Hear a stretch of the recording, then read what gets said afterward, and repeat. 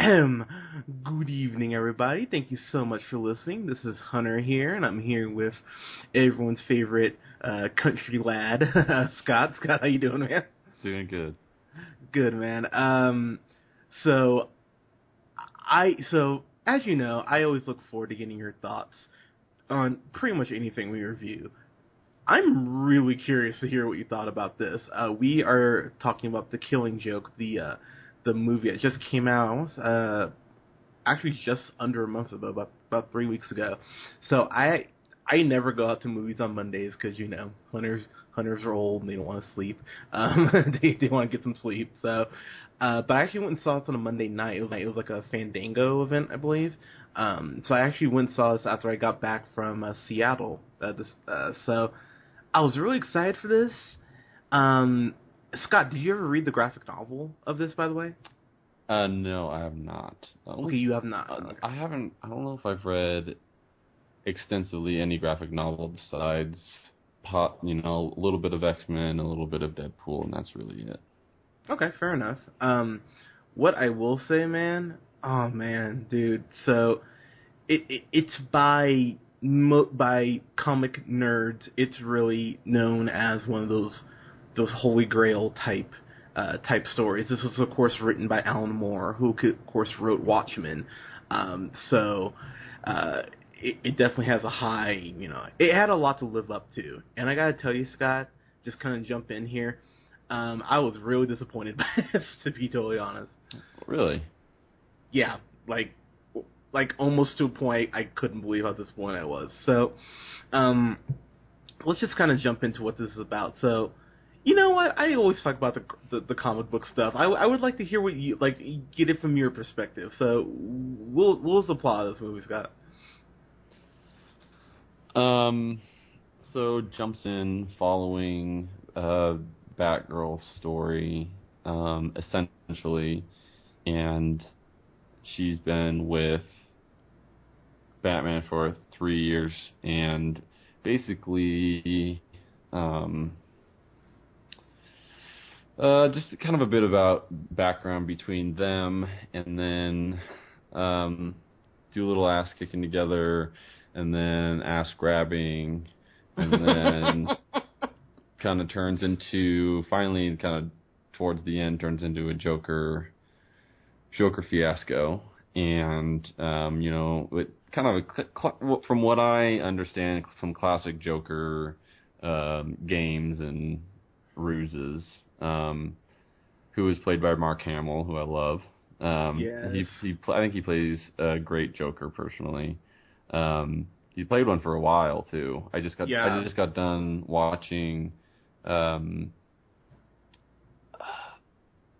believe it's called Who's That Voice? Or I Know That Voice.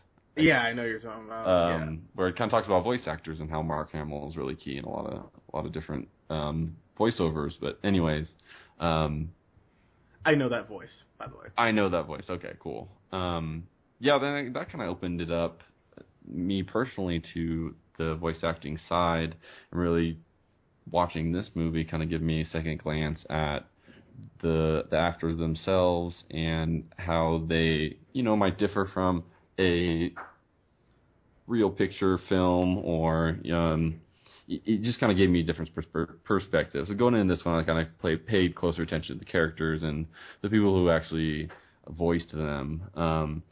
But so essentially, Joker captures Batgirl's dad, who happens to be Commissioner Gordon. Yes, sir. And the last act is Batman going to get him and to rescue him. And that's really the bare bones of it.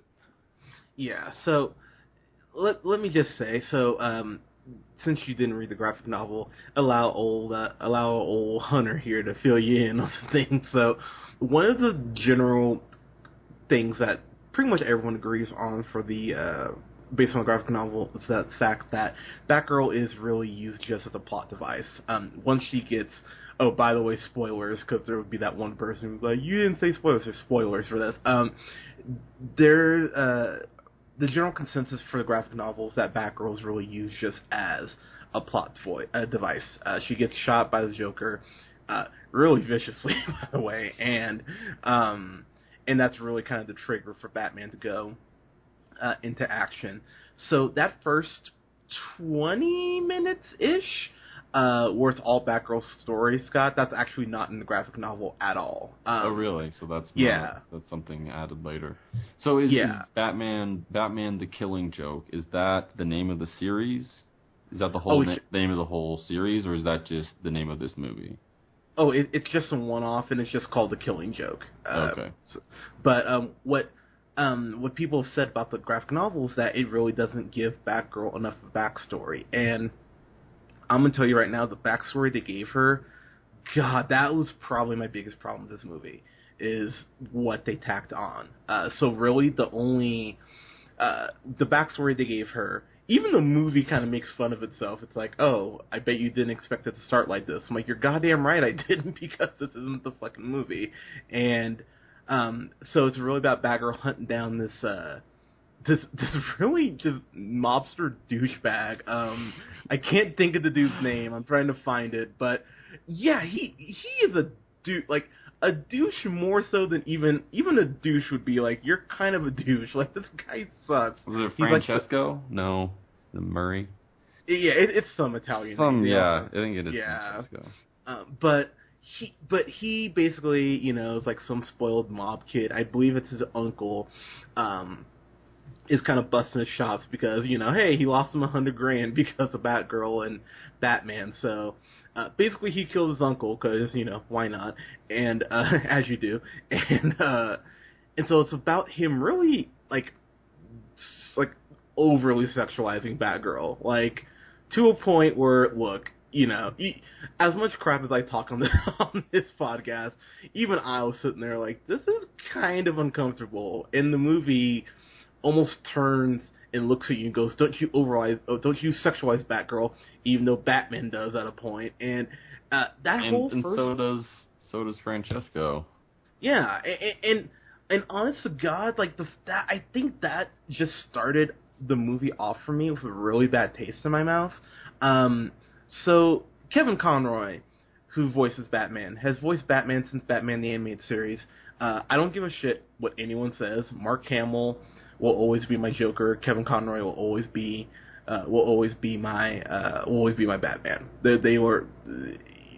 They're amazing playing those characters, and they voiced them in the Arkham games, so yay. But Kevin Conroy, him voicing Batman is awesome, but the stuff they gave Batman to say was some of the cheesiest dialogue I've ever heard from a Batman movie, to be totally honest. There's this point where him and Batgirl are arguing on this rooftop, and he tells her, like, you're off this case because he's infatuated with you and you let him get away, or something to that effect. And is that what is that what they're calling their missions these days? Cases? Is it kind of because in this world they're working really closely? It seems like in this world they're working very closely with the police department. Yeah, so I mean, that's something in the comics that's gone back and forth. Sometimes, Batman does work closer with the cops. Sometimes he's definitely more of a vigilante, like kind of a, a lone bat, if you will. I will. Thanks. But what killed me about this is that one of the things that always made Batgirl such a cool character is that she chose to become Batgirl. She didn't, she didn't lose her parents so that Batman took her in or anything like that. She decided to become Batgirl because she had a strong moral compass and wanted to do what was right. They really take that away from her in this movie. It really seems like she's only being Batgirl because she's chasing after Batman after their hookup on the rooftop, which is really creepy, by the way. And I'm gonna bring it back to another DC movie. Maybe sex does not make me uncomfortable because I'm great at it. But sorry, I had to throw that out there. But do you remember Watchmen when there was that sex scene to Bob Dylan's Hallelujah? Do you remember that? Vaguely. I don't remember Watchmen very much. Oh, you shouldn't. But yeah, it's Silk Spectre and I can't not Patrick Warburton, that's the tick. Patrick I can't remember the guy's last name, but But yeah, they have sex to Bob Dylan's Hallelujah, and this is the most uncomfortable sex scene, maybe only topped by this, because look, I don't think it was as much like out of place as it was just, I don't know, unnecessary. I mean, I guess you could say that it's the same thing, but I feel like it was just came out of nowhere, and I was like, oh, really? And then that is supposedly the reason why she doesn't feel like she needs to fight evil anymore. It's like that's the main, like that's her driving force is, oh, can't be with Batman. Well, see you later. We can't do this anymore. Seriously, and that's what it feels like. And by the way, the pan up to the gargoyle just added that extra little cherry on top of creepy. It's like, God damn it, movie. So that Batman whole first always half gets his way. yeah, apparently. And I mean, there was some dialogue that I did chuckle at. Like, there's this point where, she refers to him as her yoga instructor, and talks about, just as code, talking to her. Of course, she has to have the gay best friend, of course. Because I mean, and that was another thing. I'm like, God damn, movie, do you want to check off every trope while you're sitting through here? It felt like such a movie and not like a show at all. I mean, it seems like they tried really hard to make it like every little part of the movie that needs to be there has to be there. Yeah, I just it really did bug me. And so by the time we get to the Joker stuff, which I mean, seriously, it felt like its own mini movie, before we even get into the meat of the story.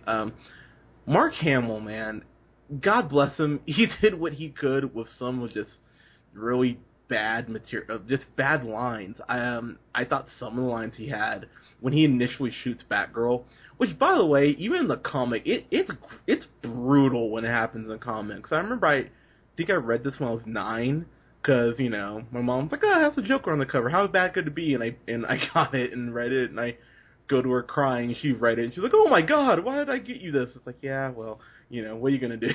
But when it happens in the comic, it's brutal. When it happens here, it's really brutal. The line that he delivers where he says, it's a shame that, I'm paraphrasing, but, it's just a shame you won't get to see your dad at the carnival, but, we don't have, like, a handicap ramp. I was like, Jesus Christ, like, it's such a dick move. Like, it's such a dick line. It just, he's definitely the highlight of this movie for me. Oh yeah, absolutely.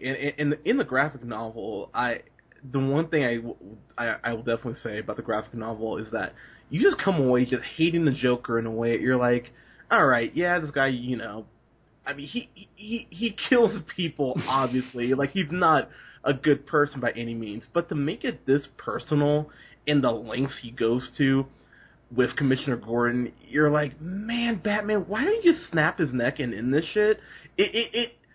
I hate that morality sometimes that they insert into Batman, where it's like, if you kill him, that means you're no better than he is. It's like, at this point, I kind of think you need to just put him down. And he did kill a couple people throughout this movie. I don't know if you know, like, some of the weird creatures, even throughout that first part of the third act when he's going through the carnival, he definitely throws a few little monsters or little, I don't know what those things are. They don't really ever describe what they are. I assume they're like little kids, and murders them on sharp spikes and down a pit. So pretty sure you don't really survive that. So there's always, you can always go through Batman and be like, oh yeah, you definitely have killed some people, so let's not try to be on our high horse about this one. And especially when Commissioner Gordon was like, hey, we need to play it by the book. Bring him in by the book. Okay, yeah, haven't heard that one before. Yeah, and the thing about the graphic novel too is that and the movie here too, it shows that when he like undresses her and takes pictures, it's just another level of, oh my God, you need to go. Like, you really do. And so when they have their final confrontation, it should feel very intense. And I gotta be honest, man, it didn't for me. And look, I've read the graphic novel several times. I actually just read it about 6 months ago. This movie didn't have the emotional weight that the graphic novel had for me. For what the stakes are, this should have felt more intense, and it just didn't for me, to be honest. Yeah, I think that the most intense parts came with the Joker because he was so unpredictable. I sort of like the little twist that they throw in there during the prison scene when Batman goes to visit Joker. Um, I did enjoy that, but not a lot of emotional ties to this one. I don't know if did it seem like longer than an hour to you? Because it seemed like it was hour 15 runtime. It seemed like a regular like hour 45, even maybe 2 hour movie, and because it was broken up, it seemed like into those the first part dealing with, and I got his name wrong before. Paris is the nephew's name. That was all like its own deal, and it kind of almost it essentially distracted me from what I wanted to see, which was the Joker, and I feel like it kind of was a letdown that way. But the Joker brought it with the creepiness for sure, and that's really what I look for in a good Joker, is if they're willing to bring the creepy, and you get to a point in this movie where you're like, okay, this guy is insane. And I was kind of, there's the final scene kind of threw me off, and I almost don't want to spoil it. No, we said spoilers. Go ahead. They end up, Joker cracks a joke at the end, and Batman just busts up laughing, and it's like a bit of genius where Joker's point the whole time between them two is that they're both insane, and Batman only shows it in a certain way, and he kind of takes the vigilante side, while Joker obviously takes the more criminal side to it. But it was interesting that they threw that in there while they're both laughing at the joke that pretty fucked up. But I mean, like I said, the Joker was the best part, and when the scenes in which he was involved were the best part, but it didn't really make up for the entirety of the movie. Yeah, I just I wanted this. I really wanted this to be better than it was. I really did, and I think that's what just kills me about it, is that it's based on such good source material, and it just didn't hit for me like it should have. I will give Mark Hamill a huge amount of credit for the song, because that's actually in the graphic novel, like kind of that like song and dance. And when that part comes on, I was just sitting in the theater shaking my head, because like, God, you are such a fucking asshole. But I'm kind of humming along with it. Yeah, no, I mean, especially to sing in that voice that's got to be such a challenge, and he pulled it off. He absolutely pulled it off. Yeah, so I mean, kudos to you, and we haven't talked about her, even though again what they wrote for her I was not a fan of. Tara Strong, who's been voicing Batgirl since the animated series, she does a great job here. To over sexualize her, she's so hot too. But anyway, what I do? What the movie can do with Scott and I can. but yeah, I even initially when I left the theater, I remember I had several people actually text me the next day, go, dude, that was a Killing Joke, and I was like, and that's how I really felt. I wanted to give it a fair shake, so I watched it again today, and yeah, I wanted this to be better. I really, really did. Damn it, DC, get it together. I mean, your animated movies, that's what you usually just bat 1,000 on, and yeah, this felt short for me. So, to get into our final thoughts here, oh, and by the way, the other thing before I get to my grade, oh my God, the animation is horrible in this. Yeah, it seemed like it was, I couldn't tell if it was a throwback or if they just decided not to put a lot of money in the animation. So I don't know if they're trying to like match the animation, kind of like that graphic novel style, like from the 80s, But then, there's cell phones in this, so I'm like, okay, it's Right, clearly and taking place in the there's a same period. scene. There's a scene with a merry-go-round, and the merry-go-round is clearly CG, and it's like, where you kind of have to draw a line. I feel, and it didn't seem like, even with the throwback kind of feel to it, it didn't, it didn't look right.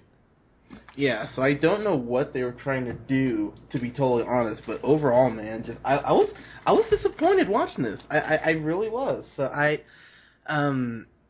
man, I gotta give this. Oh, I gotta give this. I'm gonna give this a C. Honestly, I